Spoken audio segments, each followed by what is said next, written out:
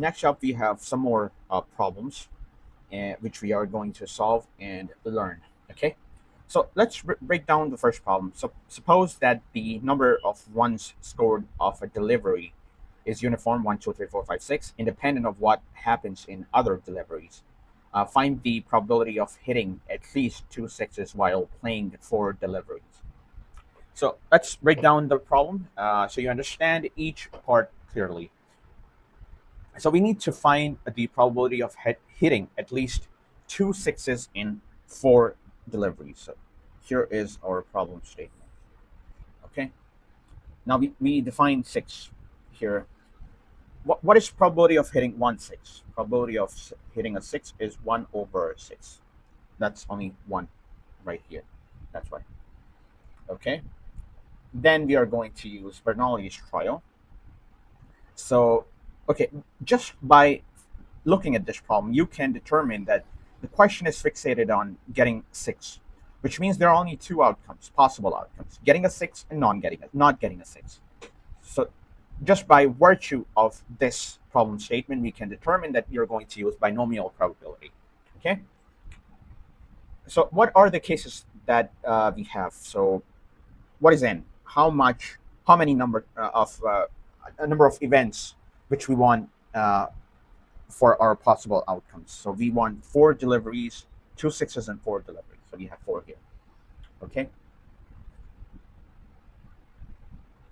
Um, and then we at least two sixes means getting two, three, or four sixes. So when you say at least two sixes, then this means you can get two, you can get three, you can get four, right?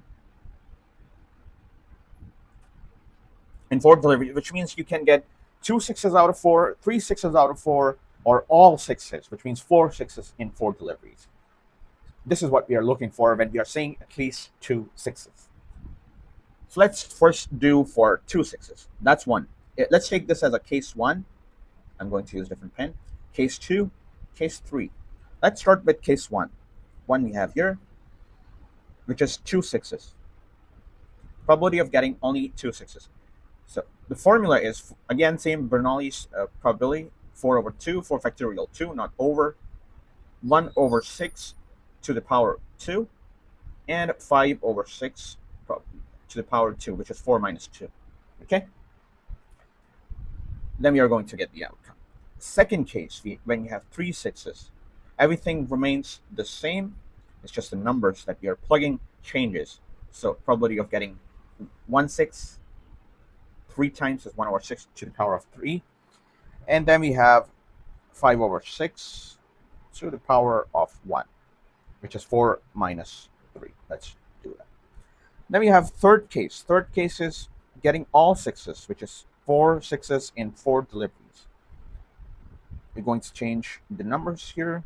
1/6, 4. 5/6, 4 minus 4. Okay. And when we solve the question, what is the answer that we are going to get? I'm just going to do it. You can solve it when you're solving it yourselves, but I'm just going to give you the final answer. That's 1. P3 is 20/1296, and P4 is 1/1296.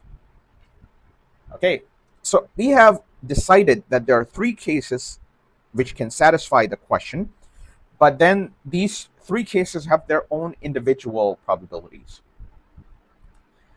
So many times students face one problem. When we have multiple probabilities, to get total probabilities, should we add or multiply?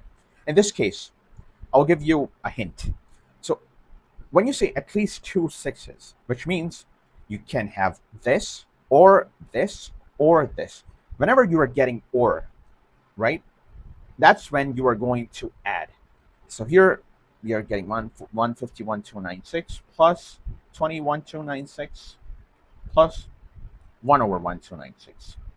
And your final answer is going to be 19/144. This is your answer. Okay, that's the case when you are having or. But let's say you have and. probability of getting 2 and probability of getting 3 and probability of getting 4. That's when you multiply individual probabilities to get the total probability. I hope this makes sense. So because each delivery here is independent, and there can be multiple cases, so you add all three to get the outcome. Okay, I hope this makes sense. Now moving on to the next problem. Let's read the problem. The problem statement states a fair die is thrown 3 times independently. What is the probability that an even number is obtained at least twice?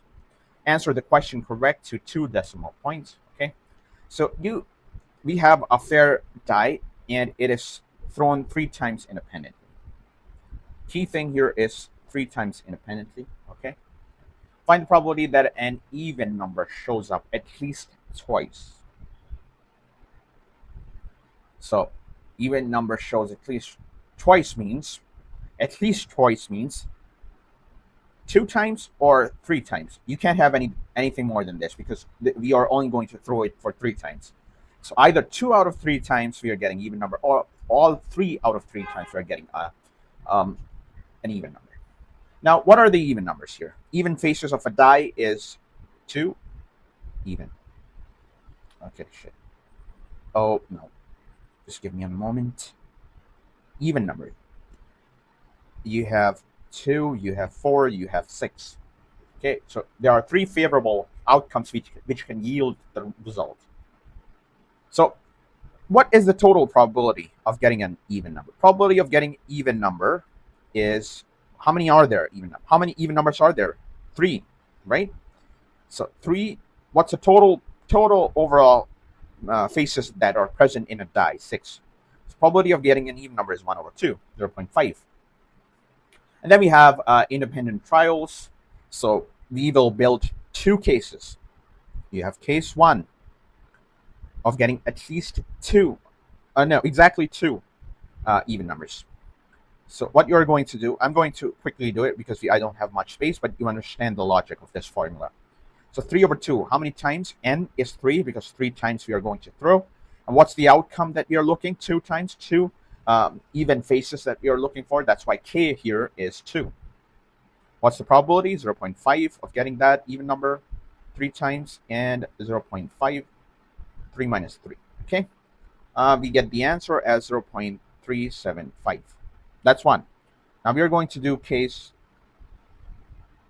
2. Case 2 is when we have 3, all 3 even numbers in 3 independent trials. So you have 3 as n and 3 as outcome as well. So 3 factorial 3. 0.5, 3. Okay. Oh, I'm sorry. This is not 3. This is 3 minus 2. Here it will be 3 minus 3. Okay. And your final outcome is going to be 0.125. Okay.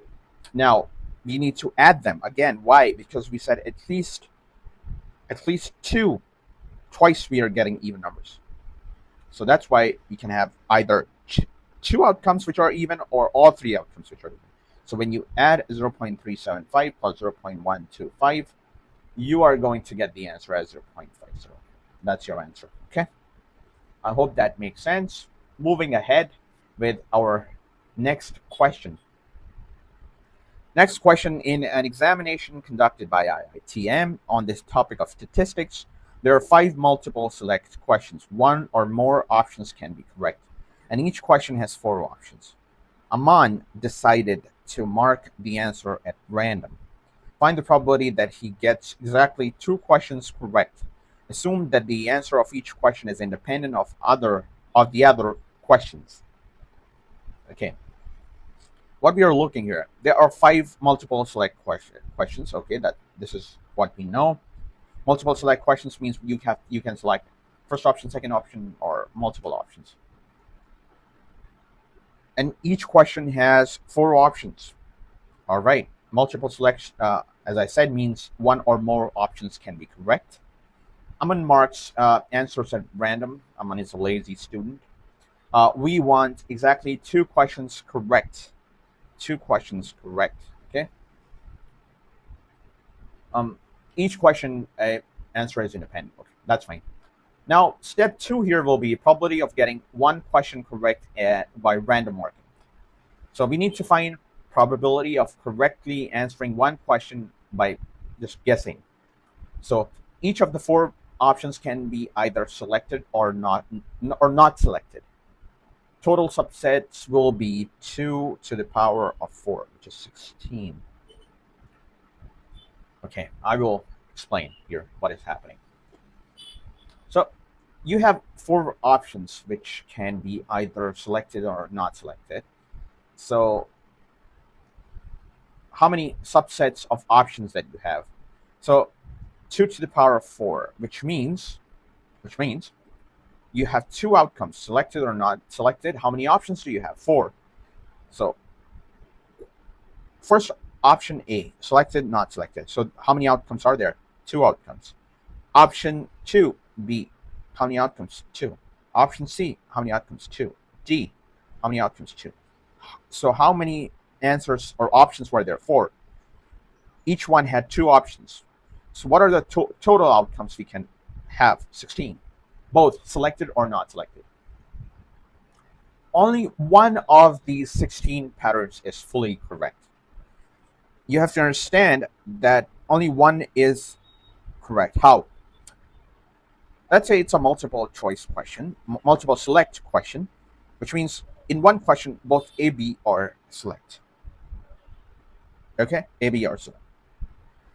There's only one possibility which can make this question correct. If you choose any other options or if you choose any less options, you will get the answer as wrong. So only one of these 16 pattern is fully correct. So total outcome here is 1 over 16.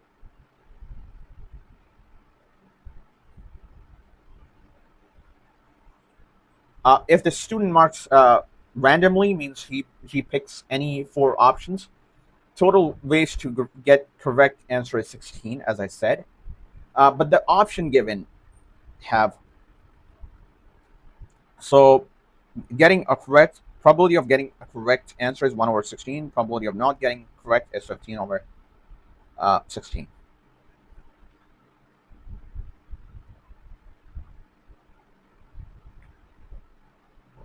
Okay, so now we know the probability of getting a correct answer and probability of not getting a correct answer. So what we are going to do is here, as you see, we have 2 outcomes, and when we have 2 outcomes, we use binomial probability. That's exactly what we are going to do. And we have how many questions? We have 5. What is K? K is for how many questions we want correct answers. We want for 2 questions. Okay. When we put in binomial, 5 factorial 2, probability of getting something is 1 over 16. How many times? Which is 2 again.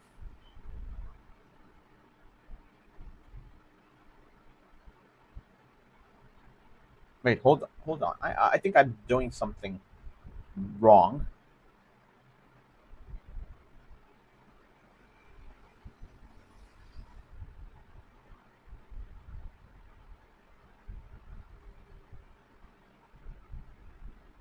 Oh, okay. You know what I did wrong here? 16 is when you select something or not select something. Select something or not select something. Select, not select, select, not select. What if a student selects every student does not select any of these options is also an option, is also a case.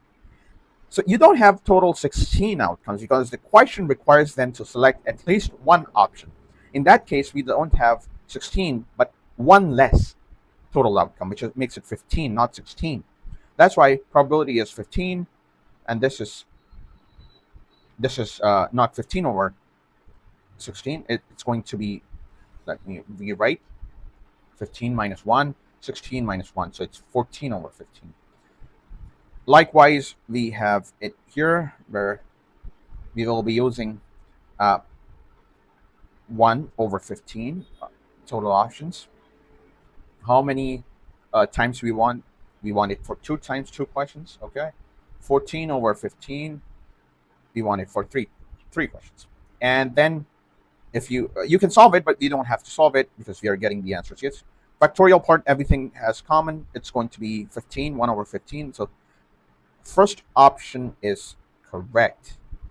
I hope this helps. I know this is a complicated question. You just have to think in permutation and combination terms. So in permutation and combinations, if you have studied that topic, you know you have 4 options and sub options 2. Okay, you have 4 options, A, B, C, D. How many outcomes can you achieve? You can select the first option or not select, that's 1. Select the second option, not select, that's 2. Likewise, C and D. So in total, you have 16 options.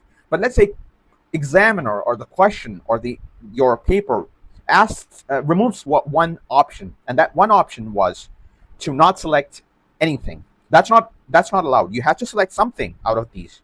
That's why now you, instead of 16, you have only 15 possible combination here with which you can select a correct answer. The probability of selecting a correct option is 1 over 15. There's only one possible way of selecting. That's why you put 1 over 15. If this restriction was not there, if this restriction of multiple select question were to not, let's suppose this multiple select question was not there, only multiple choice question, which means only one option is correct. In that case, you have 4 options and only one is correct. Here, this is not the case. You have 16 combinations. That's why you have to do it in the lengthy way. I hope this makes sense.